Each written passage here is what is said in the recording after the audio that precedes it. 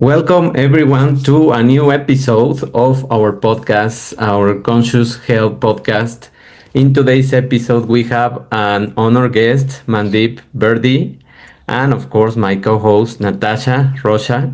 So, we are here today to discuss about a very interesting topic that is really in a very um timely manner, let's say. We really need to be united. We really need to construct a new world. We are seeing that many of the institutions are crumbling down. So we need new things to abide by and to also create these powerful networks. So our title is Creating an United World, and Mandeep brings over 20 years of experience in marketing and coaching with a strong foundation in humanitarian and charitable work. She has supported organizations focused on mental health and coordinated volunteer efforts for emergency shelters and orphanage. Notably, after the 2010 IT earthquake, Mandeep's passion for helping others inspired her to found Elevation Networks, a community fostering collaboration and positive impact. Through Elevation Network and Elevate Global, an online networking group for professionals age 18 plus, Mandeep connects like-minded individuals to share knowledge and innovate. She specializes in marketing strategy and leveraging mobile apps to empower bright thinkers rooted in her heritage from Punjab, India, and upbringing in Suffolk, UK. Mandeep is also an avid traveler, artist, and reader who cherishes countryside walks. Believing that leadership is innate in everyone, Mandeep's mission is to nurture environments where the desire to help can flourish and inspire meaningful change. So, one, Blimey. yeah, that's a lot to The talk end. about. That was awesome. Very That was nice. beautiful. Tell us about your journey, how you got to where you are, and yeah, tell us a little bit more. Yeah, well, I mean, like David said, so I spent the last 20 plus years on doing social impact work. And I think you guys will understand this. Like, whether you're doing whatever it is that you love in your life or, in your professional life, you always tend to attract to you certain types of people. Have you experienced that? Yeah. And I just always found that I've always attracted helpers, people that really help, no matter what it is that they're doing. They've always got this really gorgeous desire to help someone else's life. And that's always been the case ever since I was like younger. It's always been really lovely to be around such people. And my own sort of journey, as David said, my family's from Punjab in India, and so we've always been raised with this concept of serving other people. Always make sure your neighbor has food before you eat, yourself. It's that kind of thing. So I've always really love doing humanitarian work and social impact work. The kinds of organizations that I've worked with are like, for example, Citizens Commission on Human Rights. They help investigate abuse in the field of mental health and put justice in. They're an incredible organization. All the way to, let's say, for example, Drug Free World. Drug Free World is, drug education for young people and empowering teachers and parents with really good, structured knowledge so that they feel they can really handle and tackle those situations. So there's all kinds of different organizations I work with, and I just love them. I adore them. And I got to a point where I thought, okay, I better, build some career for myself, instead of, just focusing on the social impact work. So I started to apply my marketing skills to other professionals and stuff, and helping them with all the kinds of things that you would ordinarily think about in marketing, which I'll tell you a bit more about later. But I started Elevation Networks because there's something that I found everybody had in common that I was working with, whether it was social impact or whether it was professionals. And like I said, they're all helpers. And the thing that I found that was in common with each of them was because they're helpers, they tend to think outside the box. And when you think outside the box, you tend to think quite big. You know, you don't really think small, you think quite big. And for somebody that has those qualities, they attract a lot of criticism or doubt, or I don't know if you've ever experienced that, but that was the common thing that was a lot of people said to me in not so many words. So I was like, gosh, do you know what? These guys are just so cool, so amazing. And I felt so sad that, you know, they were thriving, but they kept having to overcome certain conversations. So I think, you know, I love networking. Maybe let's look at developing a network that's specifically for purpose-driven people.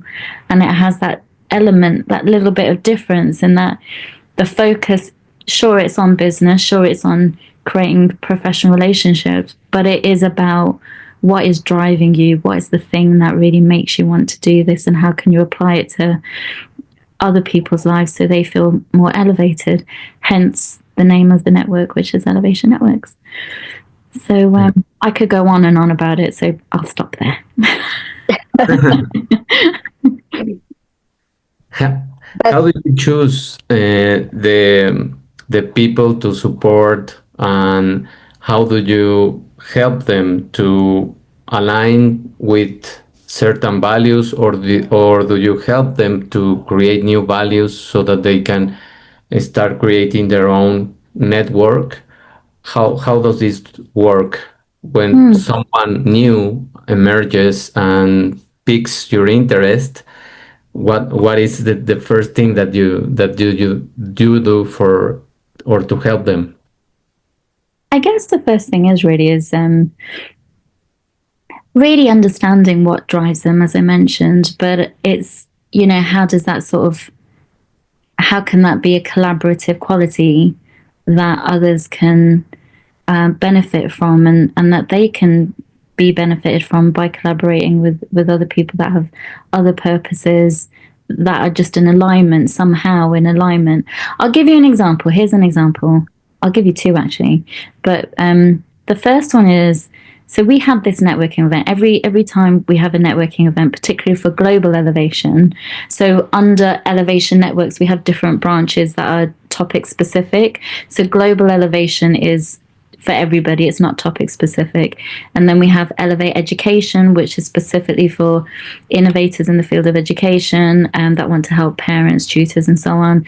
We've got Elevate Your Progress, which is all about, you know, helping you with your projects that you're working on. Elevate Your Story, which is about your own personal journey that you want to put in a story form, etc., etc. And there's some others. So global elevation is the one that we always have a guest speaker. And one particular day, our guest speaker is a lady called Debs, who's from a charity called Lighthouse Women's Aid. And this charity is all about helping women and children that have gone through domestic violence or domestic abuse of some kind. And so through the talk, she was educating us, like, what are the kinds of things that you can look out for that would be a sign of domestic abuse. And the particular thing, she mentioned a few things, but one of the things that she mentioned was about economic abuse as opposed to just financial abuse. So some examples of that would be, let's just say husband and wife, very well to do, and the husband just gives the wife maybe £10 or something a week, and he dresses her up in really nice gear, so to anybody else should look really, you know, wealthy and stuff, but you know, she's just got this £10 to play with or something like that. Or let's say you've got a couple and the spouse says to the other, you need to go and work, but I want your wages to go into my bank account. So, you know, there's all these different kinds of things. So when we have a guest speaker on, I always look at everybody. I always just sort of like watch, like, how's everybody responding to this talk? Is it interesting to them? Are they engaged? That kind of thing. And on this particular talk, there's this lovely lad called Rob. He's an absolute angel. He's a retired financial advisor, and now he's a financial educator and mentor. And I just noticed, like, you could just see his cogs turning, you could just see him. There's something that he was thinking. And I was like, oh gosh, I wonder what he's thinking. So after the talk, we always have a little question and answer session with the speaker. And Robert muted himself and he said, do you know, I don't have a question, but I realized something. He goes, I realized that when I have a one-to-one session with somebody, I could look out for red flags. And before, I didn't even have it on my radar that was something that I could watch out for. And he goes, now I feel empowered that I can do something about a situation if I see it, and I'm aware of it. And I was just floored by that response. I was like, wow, look at that. Someone feels that even in a way that they never thought of before. Here's somebody that his own personal life is elevated a bit, but also now he can see how he can elevate the lives of the people that he mentors. And not only that, but as a result, he's now developed a course that he helps these ladies to go through to get them more financially literate, financially aware and stuff. So, and that's really beautiful. That's the kind of thing that comes out of this network. When you have the right people in the right room, you just never, ever know, what's going to come of it. So there's a few beautiful examples of things like that. Yeah, I hope that answers your question. Yeah. Yeah, no, that is quite a stunning example, and that is so needed in this world at this moment, in that space where a lot of our structures are really starting to crumble, where a lot of our structures are, they've been kind of like the foundational structures, education, finances, government, health. It's all those structures. I think they've been under a lot of pressure, so a lot of the cracks have starting to surface, and I think we're moving into an era where we need to do things differently, where what worked for us in the past no longer works for us, or even though it did, it just no longer works for us as we grow and we expand. And I love that you're creating a network to support that of people, and it's about bringing unity, because I think that we're all having these conversations in like little silos and we feel so alone. And I think that it's important to actually start having those conversations, start networking, start, talking about these things, because you will never know. We don't have to do this all by ourselves. And I love that you've created that environment, that group. It's so funny. That is so needed right now. Yeah, it's incredible. I've started creating a group around spirituality and spiritual people and what's happening in the world as well, which is not the religious aspect of spirituality, but in the grander scheme of things, and how energy and frequency and leadership are starting to work moving forward. So I think it's so important, and I have so much gratitude for you creating something like that, because we do need to support each other. Mm-hmm. What do you see happening in the future? How do you see things changing? I think when you ask that question, is that broadly or within the network, or just broadly? Because you're in touch with a lot of people from a lot of walks of life. How do you see these different structures globally, education-wise, like you say, changing in the future, and how are we supporting that? Those changes. Yeah, I think so. They say that the basic building block of a civilization is the family unit, right? Mm-hmm. From there, that's where everything grows. And so you have, when you consider your best of friends, they're like your chosen family. You have your biological family, and then you have your chosen family.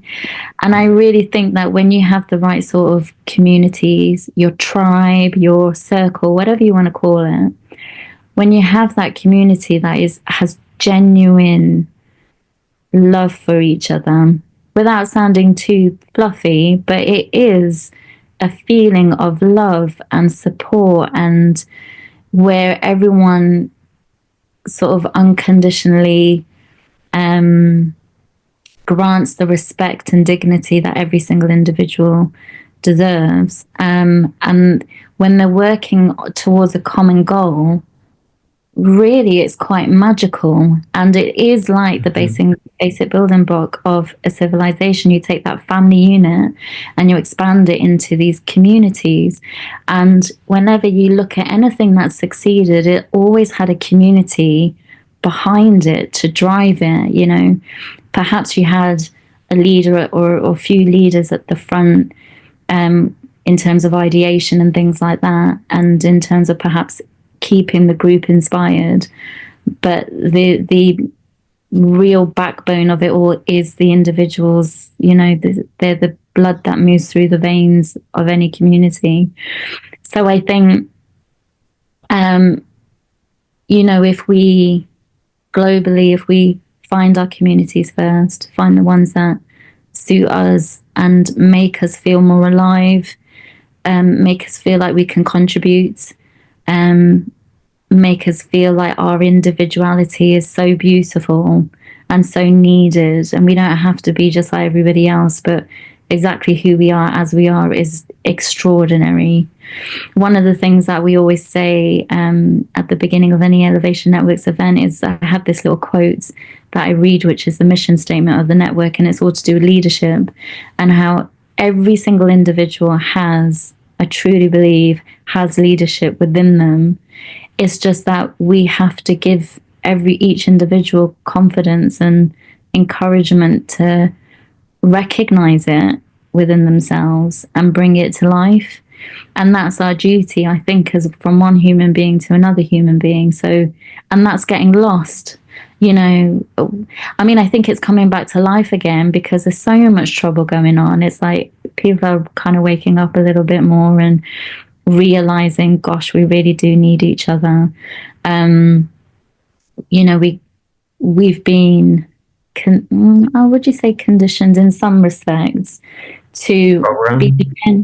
Say again, sorry. Program. Yeah, programs, conditions. You know, put into, you know, situations where we have to be reliant on things like the government or like, I don't know, certain rules and things. You know, we have to rely on them. We have to depend upon them, and it takes away our own sense of responsibility and duty and contribution. You know, and so, but when you're part of a community and you're doing these wonderful grassroots projects, whatever it is, it makes you feel like you can do something about things more, if you see what I mean. Yeah. Yeah, I think that all of these communities that are being born, like Elevation Networks, is just really needed in terms of reigniting our purpose as human beings and inspiring our creativity and letting us share those talents that each one of us has. And I was listening to a program about spirituality and the different dimensions that we are moving on and the frequencies and things that change. And this woman was speaking about the power that we need to embrace right now in this transition phase, because we are in a transition phase where we are seeing a lot of chaos and things. This is going to come to an end supposedly in 2026, more or less. And we are building right now these new institutions and these networks so that we can support each other and as you mentioned, feel that we are useful. Because when we are separated in our individual things, such as, for example, this podcast or what I do or what Natasha does, it's really difficult that you find support. But when we expand this network and when we connect with emotionally with people and we feel seen, we really sort of boost our human power to develop more and to feel that creativity meaningful no, meaningful for others and not just for ourselves. Like your example that you gave, this guy that knows about financial freedom, let's say freedom, and he's helping other women to create, let's say, family budgets and to know when and how to spend money or how to make it last more and all of those things. So any topic that we can touch on can grow exponentially if we have the right people beside us. So what do you think is the most important value for elevation networks in terms of, um, let's say, inspiring others to contribute and to grow together? Oh gosh, firstly, that was so beautifully said, David. I couldn't agree more with what you just said. So yeah, well said. I think so the way Elevation Networks, I think, really contributes, like when we think about these connections, like us three right now, there's a level of connectivity, isn't there? We obviously share understanding and respect for certain values and certain things in life, which is so beautiful.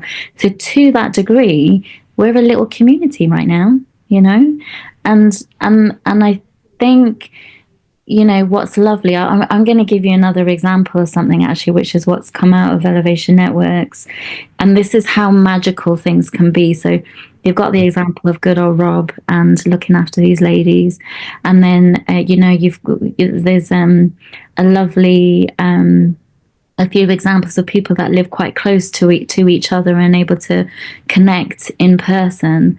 But then it's also a global network. So one of the things that happened is about a year ago, I met through some other networking event this lovely guy called Warren, who's based up in the north of England, in Newcastle, actually, not far from you, Natasha. No, not far. Yeah, not far, just down the road. And he is an IT specialist, and he specializes in security and so on. And he has a project. He noticed in COVID, it became very, very very evident, that digital poverty was a big thing in the poorer rural parts of northern England. And so what he was passionate about doing is helping 1 million people up north to get out of digital poverty before he retires. So how he would do that is he would get companies to donate older unused laptops and refurbish them, and then gift them to such families. Then fast forward, in fact, about a couple of months before that, I met another lady called Devi. Devi and her husband set up a free hospital in Sierra Leone. This is all going to sound a bit disjointed, but I promise you it has, it's going to kind of come together in a second. So Devi and Raj, they based in South London, and they built a free hospital in 2006 in Sierra Leone. It's the only free hospital in the entire country, and to date they've served over 100,000 patients and delivered over 180 surgeries completely free. And they're a retired couple, and they're using their own medical and administrative knowledge to make this hospital the success that it is. It's amazing. And there's a whole story behind what they do, why they did it, all the various things. A couple of the things that they do is they raise awareness on female genital mutilation, how to prevent rape, what to do in such cases. Raising awareness on, just a whole host of different things. But those specific things I mentioned because they're going to mean something when I mention the next two people.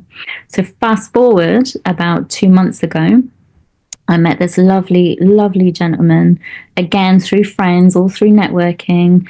And he is the founder of the Sierra Leone Educators Association. And what he does is he helps survivors of human trafficking, particularly women, and he helps to educate them, to upskill them so that they can become more employable and perhaps start their own business. So one of the things that he wants to do is set up a technical training center with computers so they can learn how to use the internet, how to use the internet to learn, to study, find jobs, etc., etc., all that kind of thing.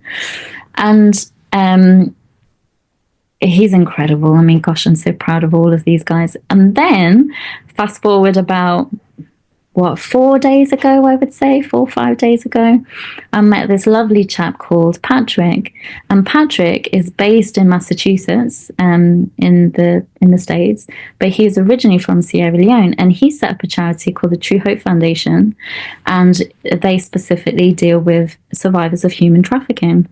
And his story is sensational. It's so incredible. You must have all these guys that I'm telling you about. You must have them on your podcast sometime. They're so beautiful what they do. And so Patrick mentions about how he helps to rehouse people. He helps them in terms of the trauma because, you know, gosh, I mean, I can't even begin to imagine what some of these folks go through. And he knows these stories in detail. And one of the problems is medical attention. And at the moment, he's been paying for people to get treated or whatever it is that they've needed in Sierra Leone. So here I am, and this is where Elevation Networks comes in.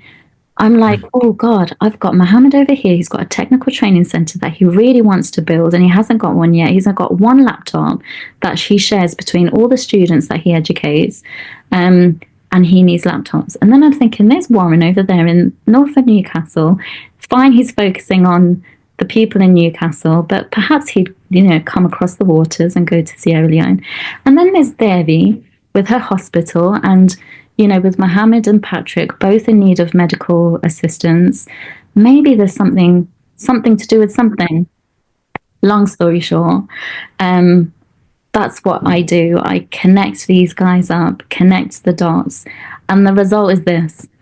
Now, Mohammed and Warren have a beautiful relationship. Warren is going to be sending over some laptops to Mohammed. In fact, in the pipeline, he's got a couple of hundred that it's going to take some work. We're currently figuring out shipping. We're currently figuring out the infrastructure. So the internet, we make sure the internet is good enough that they can run these things. These are things that we're learning, but it's happening. Meanwhile, Devi and Mohammed are just 70 miles away from each other. So now Mohammed knows when he's got somebody that needs medical assistance, he knows exactly where to go. If he's got a lady who he's taking care of and she would like to be a nurse, Devi's very happy to, you know, help train them, and they could potentially work in the hospital. And then you've got Patrick, who now has somebody that he can get medical attention delivered to.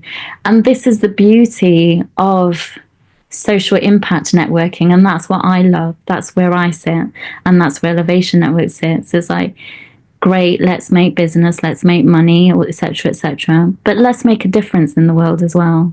And let's use, everybody knows somebody. I bet you anything, if I was to ask you both, do you know somebody who, I don't know, does something of value for these guys? I have no doubt you would have somebody that could perhaps help them. And that's just one project, you know. Then there's all the many other projects that could come about because of this. So yeah, that's a long answer to your question. No, that's a perfect example of how many spots in the world, we are not just talking about a country or a region, can be linked together to support each other with that mindset of what we do, the purpose of each other, and the skills that each person has. So that speaks a lot of how we sometimes need these links, or in your case, so that you can see the spots and connect the dots and create this web of help, this new community that has been born, no? Yeah, absolutely. And see, this is the thing, like you mentioned earlier, is like, the world is it's quite fragmented right now. There is a lot of trouble going on. But the thing is that media never show the good things that are going on. They just don't do it. And there is so much good going on in this world, so much. It makes me get a bit emotional whenever I think of it. I feel so emotional when I think about these 4 people that I mentioned to you and, working with Sierra Leone now. And that this is the magic of the contribution of every individual when they're invited to and given the opportunity to do something about something. And I had another point, but I actually can't remember. I was going to say something else and it's just gone straight out of my head. um you were saying about connecting the dots, and Creating a web. yeah, it's gone out of my head. When it comes back to me, I'll tell you. Yeah, don't worry.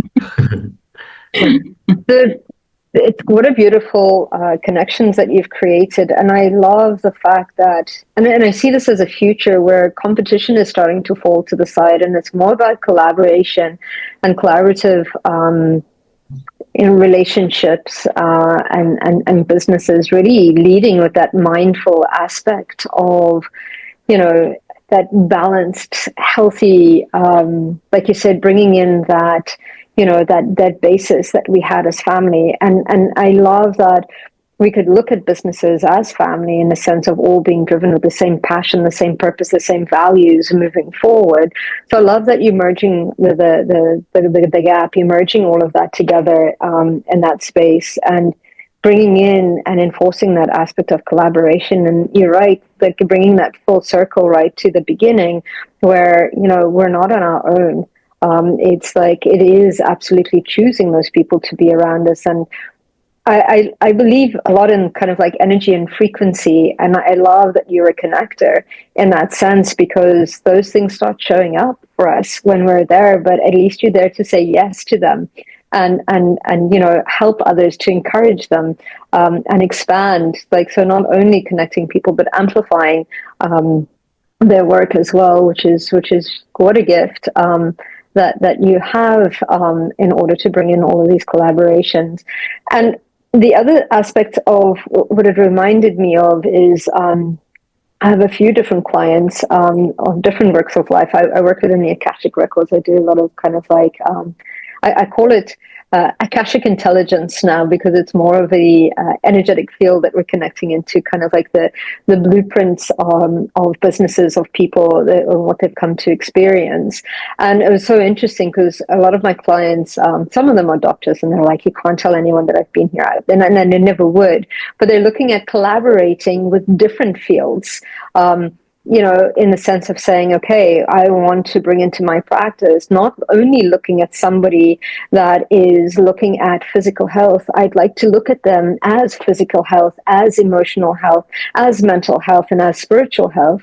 And would you join one of our teams to be able to start looking at people as a whole? And I love that we're starting to look at communities as a whole, and we're starting to create businesses as a whole and families as a whole, like you say, our chosen family and our real families. Do you see a lot of this happening? I believe that we create the world that we live in, and I love that you're seeing positive stuff happening all the time because it just creates for more positive things to happen, which is beautiful. So thank you for accelerating that. Did you see a lot more of that happening and growing and it being contagious? I think it needs to be contagious to other people. Completely. It's like, it's so funny. Whenever I tell anybody about these stories that I'm telling to you, then they're like, oh, what can even the cog might just twitch, even if they don't act on it, the thought enters their mind. Oh, I wonder if I could do something, and that's beautiful. And then one day they will act on that, and then these positive things, there is just so much going on. One of the things I do is I build apps, and the very first app that I built was for my own community here in Suffolk. And I built it during COVID because I was so sick of the news. I was sick of it. And I was actually kind of angry with them. I was like, no wonder people are feeling so isolated and depressed and things because they are just shoving it in your face at the 9 o'clock news, the 7 o'clock news, the 10 o'clock news, the media, the radio. And I was like, I'm going to make an app that is nothing but good news. And I just stuffed it full of local good news. So the guy down the road, the guy, Bob down the road, here's something cool that Bob's doing. And here's, Jenny up there, and that's what she's doing. And it was the coolest thing. And there were so many people that reached out to me and they said to me, Mandeep, I'm so grateful for this app because I feel more connected. And this is the funny thing. You don't need to be physically next to somebody to feel connected. You don't even need to necessarily talk to somebody to feel connected. I mean, obviously it will be, these things are really nice, but even just to know that something beautiful is going on in the world, it makes you feel more connected. And I think, you actually, Natasha, you reminded me of the point that I was thinking to make and then forgot, is when you said about collaborative effort. It's so key, just little baby steps towards greater and greater collaboration, because when you have someone over here that has their goal, and then you have someone over here that has their goal, they're using their own resources, their own energy, their own everything to try and get to a particular goal. But when you align these forces, the speed, the efficiency, the economy, everything changes. And then they have each other to support. They understand each other because they're going through a similar journey. So all of a sudden, you've just doubled your team just because you decide to align your forces and go into a particular direction. Warren, Mohammed, all these guys, they're such a great example of that, because now Warren's that much closer to the 1 million people that he wishes to help through digital poverty. Mohammed's got better connections to get that technical training center off the ground, and so on and so on and so on. The examples are numerous. So you're right, collaboration is king. It really, really, truly, truly is. It's very special, actually. And what you said about sharing the good news it's what we need right now, because we are being hijacked by the chaos and by all of the things that want to distract us and to fuel those emotions into us.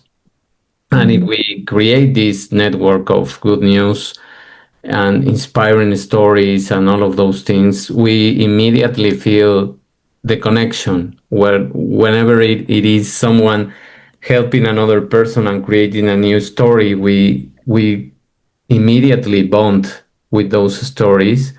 And as you mentioned, we feel that inspiration to do something because we question ourselves. What can we do? I think that's the human connection where it really points in our hearts, when we feel needed, when we feel called, when we feel that we can do something for another person with what we know. That's when we feel this inspiration to live again.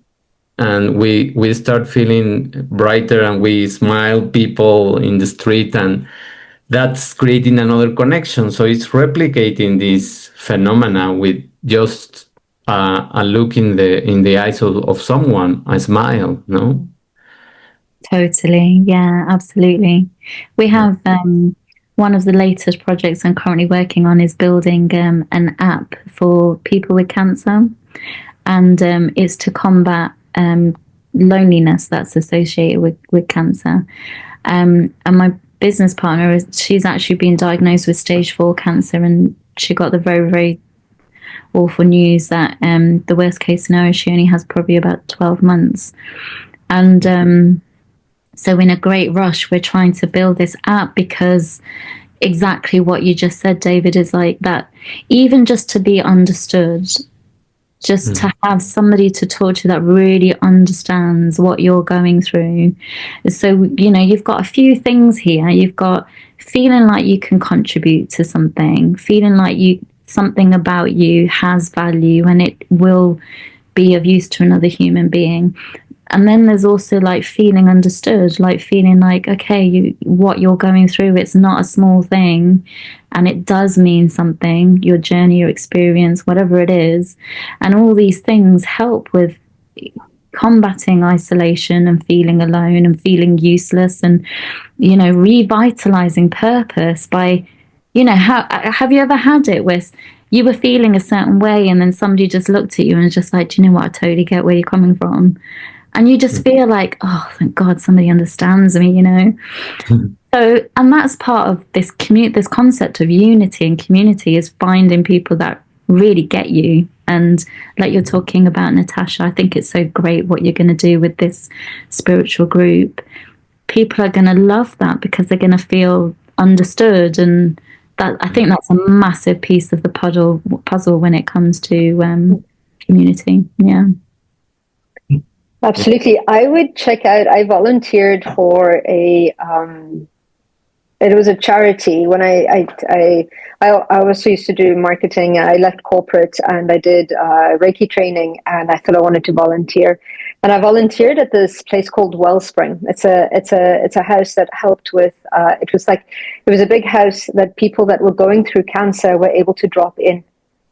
And in that they had different groups of people. So they'd have like music groups where people come together and play, and then they'd have like, a few charity events that people used to run. But they also had somebody that handled finances, the legal side of things. They also had Reiki practitioners, healing. They had yoga practitioners. But it was a place where people used to come to, where they didn't feel like they were just pushed from one place. They didn't feel like a thing. They felt like a person. So they even had kind of like, somebody would come in to do kind of like, this is how you do your makeup. This is how you put on a wig. This is how you do all sorts of things. And it was amazing because they created a beautiful community, and the volunteers were always so happy. I absolutely loved going there to support. And yeah, they had so many groups on, and that was wonderful. So I'd have a look at their model as well when you're building the online version of that, because that was such a beautiful space that was being created. And just to move back into I'm sorry your partner's going, or she's going through, and I wish her all the best. I'm sending her lots of love. But the other thing that I wanted to talk about is the impact of negative news and fear on our nervous system and our health is incredible. I notice it because my mom lives with me, and sometimes she gets stuck into this is what's happening in the news. And then she speaks to her sister who's in Portugal, and then her sister's like, but the sky is falling in Portugal. And then all of a sudden the sky is falling everywhere. And it's like, Mom, stop listening to that. Just like, stop, just like, stop listening. And it's amazing the health implications and the situations that we end up propelling energetically. Because we talk about, where thought goes, energy flows, where that's what we're creating in our lives, especially based on the emotions that it kind of like brings up for us. And it's just so physically, I think, taxing for us, not only mentally and emotionally. So I love that you're creating that. And I've actually started following a few people that have Instagram accounts where they're like, this is the good stuff that happened today, kind of a thing. And I love that. I think more people should do that, because I think the health implications go far further than what we ever imagined in, what are we consuming? A lot of the times we talk about, I want to be healthy. I want to be like, eat healthy, and I want to go to the gym. But what are we watching? What are we feeding our minds? What are we listening to? What are we reading?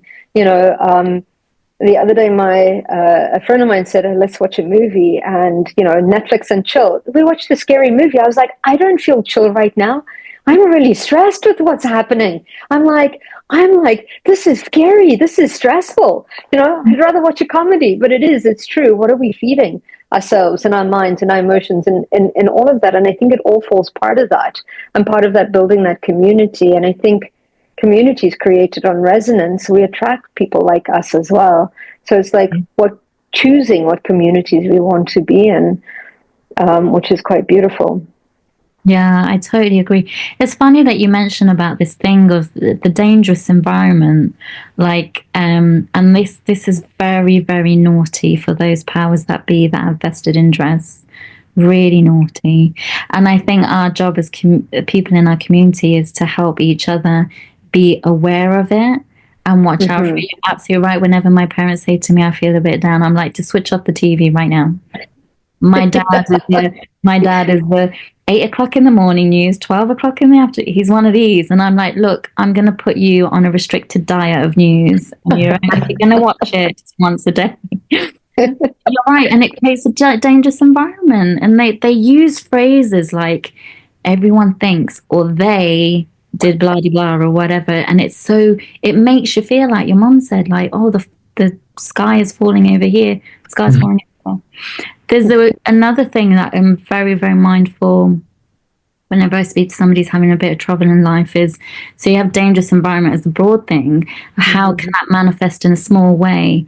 Invalidation is one of the biggest things that whenever somebody tells me they're having trouble in life is finding areas where they have been invalidated by another.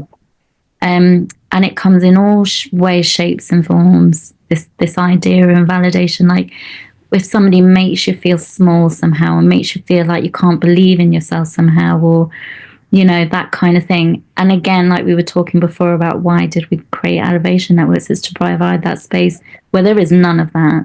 I'm very strict on it, actually. And it's like, no, there's none of it. But like, and that's again part of being a community, is like, let's help each other so we spot these things easily and help each other to spot them, so they can strip their life of things that are invalidative, or build them up so they're strong enough that if invalidation comes to them, they know what to do, they know how to handle it. Yeah. All of this environment, and as you both were mentioning, contributes to this dialogue that many times we have inside, and it is just built first from our parents that contribute in a big quantity with that, and then with the news, and then with things that you don't want to hear but someone tells you about, and all of that kind of permeates your psyche. And once you notice, you don't have energy.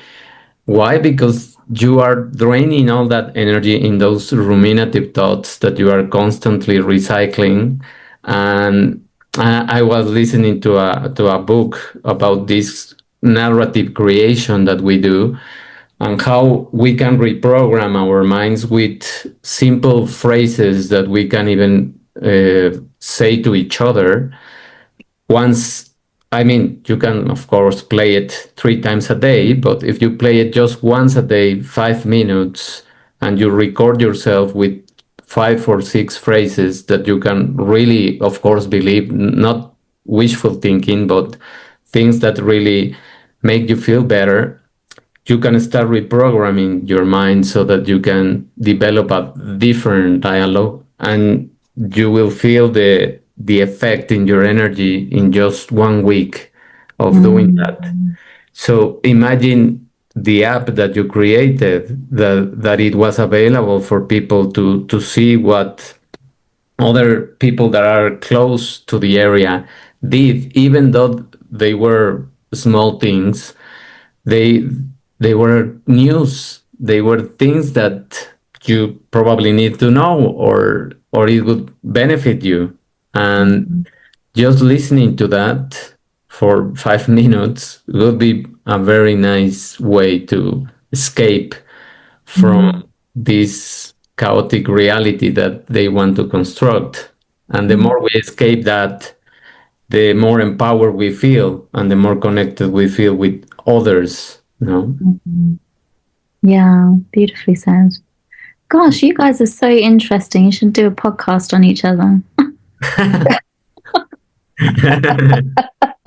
Our episode 1, we did something like that in our episode. I want to see it. I'll send you topics and you can do podcasts on each other. You can send us the questions we can ask each other. Yeah, absolutely. Absolutely. We have such beautiful things to say and such interesting concepts. And I'm so grateful that you guys are doing such a podcast like this, because people need it. It's so valuable. What you're doing is so beautiful. So keep going. Yeah, thank you. So to wrap up all of this information and of course the network that you are creating, what can you tell other people that are listening or that will be listening to us that they can do, or how can they contribute, how can they contact you, or anything that you want to tell them? Yeah, sure. So, I mean, Elevation Networks is open to anybody, so long as you're not, one of these nasties that we've spoken about, then you're welcome. So, elevation-networks.com. I assume you provide I something. will, Yeah. yes. So, come along. My email's on there, hello@elevation-networks.com. And if you'd like to stay in touch about the app for people with cancer and you'd like to support or anything, then hopetoconnect.com. That's the website for that one. And I'd love to talk to anybody about anything that we've discussed. Thank you. Beautiful. Thank you, Mandeep. Thank you. It's so lovely to meet you. Keep doing what you're doing. I love it. Thank you. Thank you so much. Thank you, guys. Thank you, everyone, for listening, and we will see each other on our next episode. So, as Mandeep told you, you can contact her and, of course, create a new network that it's really needed right now. Thank you. Bye. Bye bye, everyone.